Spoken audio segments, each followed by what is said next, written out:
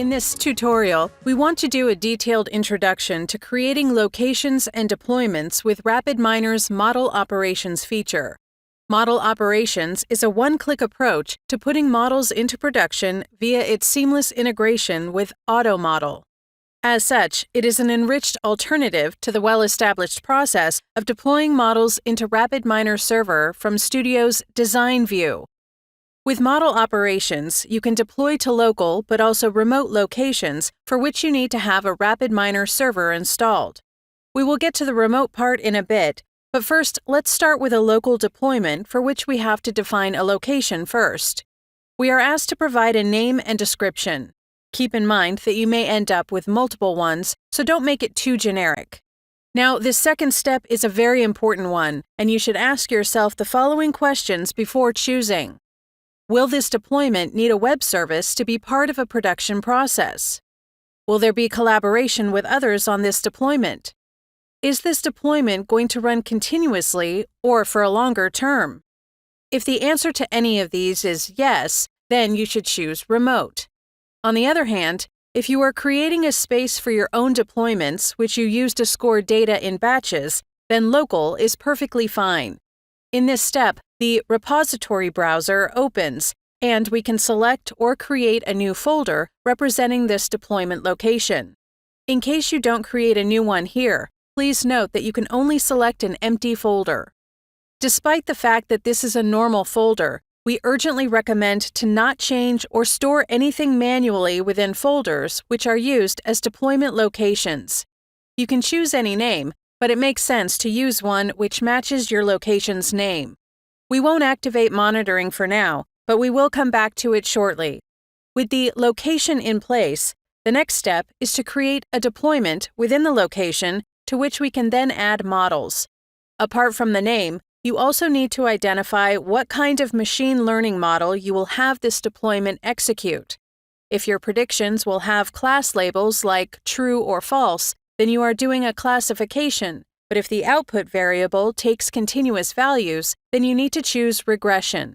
We will stick with classification here. As we click OK, we are dropped into the location's overview page, showing our first deployment within this location. As mentioned, the next step would be to add models to this deployment, but I want to show you the difference between each location type first.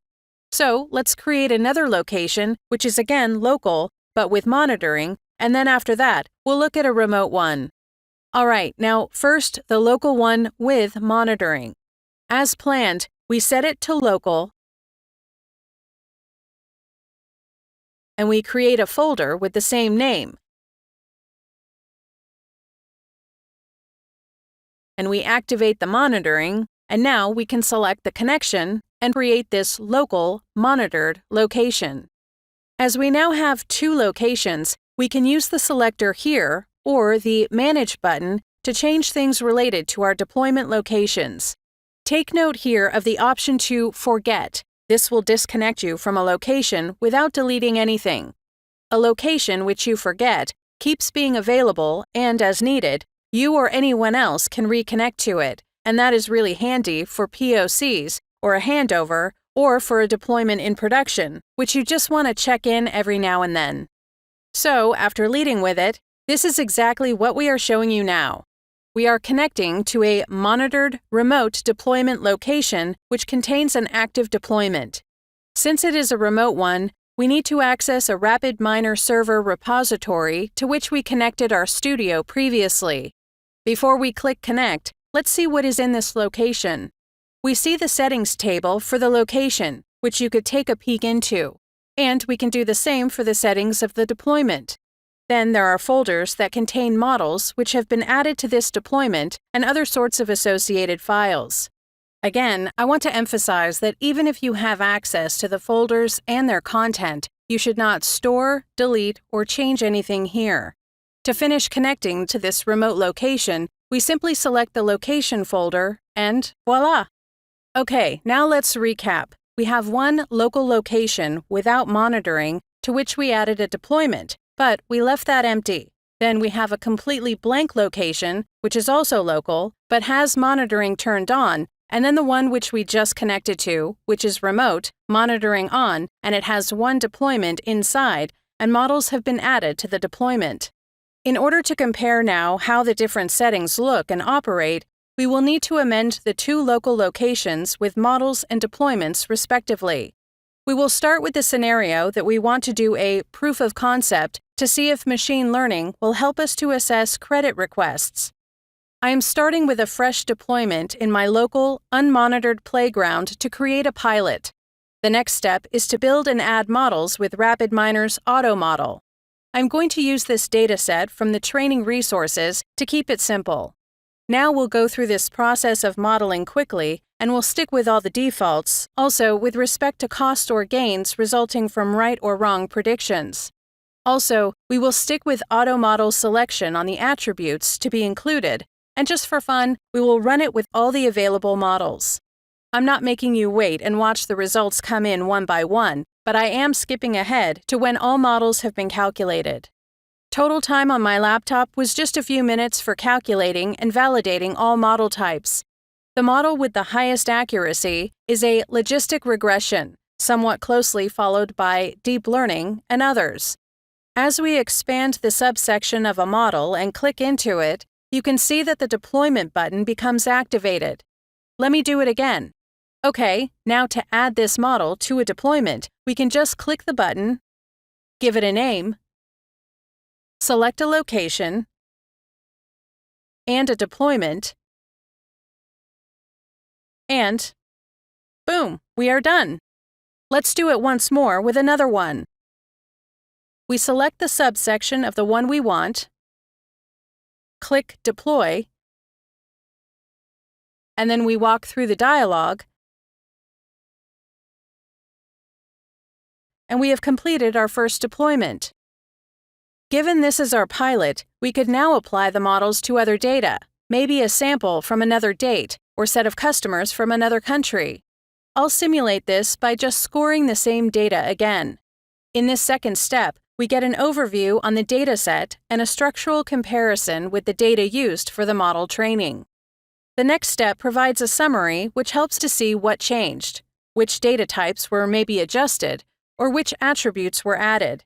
Now, after the predictions are added, we see the error rate, if the data had labels added.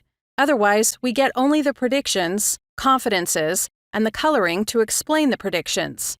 Of course, we can also export our scored examples. However, if we go back to the overview, there is no tracking of the latest scoring meta information, like the time it took, and so on. Sit back and enjoy as I do all the same things which we have just done, but this time with the local deployment which has monitoring turned on. I'll take a shortcut and just repurpose the models which were trained by AutoModel before. Make sure to select the right location and deployment.